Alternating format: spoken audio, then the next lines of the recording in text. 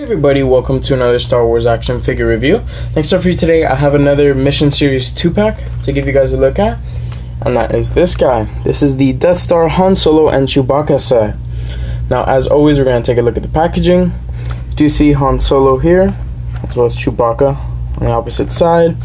Do have the Mission Series look with the lava and Darth Vader up top. On the back, you do have a picture of Harrison Ford and Chewbacca, as well as a description there, which will be in the description box below, as well as a couple other sets, which I have done a review on the C-3PO and R2-D2, if you want to take a look at that. Now, moving on to the figures themselves, I'll give you a quick look at them. This is pretty much the same deal as I said with my other Mission Series figure review. I can easily overlook the articulation just because of how good the sculpts are. They have really amazing sculpts. The only complaint I could possibly have is the paint schemes and some of the paint jobs, but it does give it a very retro looking feel to it, the fact that it's actually not 100% accurate, so I'm a little bit on the fence with it. Now, moving on to these figures themselves, first off I'm going to give you a look at Han Solo. Now, this Han Solo is really good. I have no complaints about this. It has a very nice head sculpt. This head sculpt is some of the best I've seen on a Han Solo. There's been other figures that are just horrible, and by comparison, this is halfway decent. It's pretty good. The same detail is applied through his whole outfit. They even gave him glossy boots, which was a nice plus for me. He does have a holster molded on, but it's not a working holster, which is a bit unfortunate, but again, these figures run about $10 for these 2-packs, so not gonna really badger on about that. He does come with his signature blaster, which is a pretty good mold. Lack of paint details, but again, doesn't really need it. Basic points of articulation: he has the swivel neck, swivel shoulders, and swivel hips. Here, which the hips do bend really nice, even though there's a belt molded on, so that's good. I guess one of the only complaints I can have about this figure is this hand when it comes to holding the weapon. Now, as you can see with his left hand, he can hold it really nice, but with his right hand, it doesn't really look right, and he's always pointing down.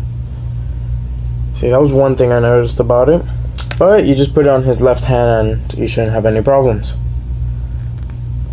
See, just something to take note of. Yeah, enough about him. Let's move on to the Chewbacca. Now, the Chewbacca, I kind of don't like it. First off, we could talk about his weapon. He does have a really detailed bowcaster. Even for a Mission Series figure, this is pretty detailed. Lack of paint applications, but still molded really, really nice. He has the same deal as Han Solo. He has a molded on bandolier as well as a satchel, but it doesn't come off. It's just molded onto his leg. The two minor grubs I have about this is, first off, the color. The color is really off. If you look at his shoulders and the tip of his head, that's more or less the color that should have been transitioned throughout the whole figure. And, he just comes off really light. The camera doesn't really pick it up too well, but, it's okay. The second thing I have to complain about is his face. I just hate the expression they gave him. They gave him the open mouth, which I can easily overlook, but his eyes were painted as if he's looking up all the time, which the camera can't pick it up, and it's kind of hard to see in person as well. But it is a problem, he's always looking up. It's just the fact that they made his eyes super, super small, really tiny. So, pretty much that. The paint applications besides his fur is pretty good, especially on the bandolier and his teeth. So that's nice. And these two guys look really good together. About the same proportion that they should be. So yeah, not much to say about these figures. All in all, I hope you enjoyed this review. I would recommend these figures if you're looking to get something retro looking, but you don't want to pay the price of actual vintage Kenner figures. Or if you just want some really nice figures that have good details, decent paint jobs, and they just don't have the articulation. because I know some of these figures are running pretty pricey. You know, $10 a figure when you can get 2 for $10. So that's nice.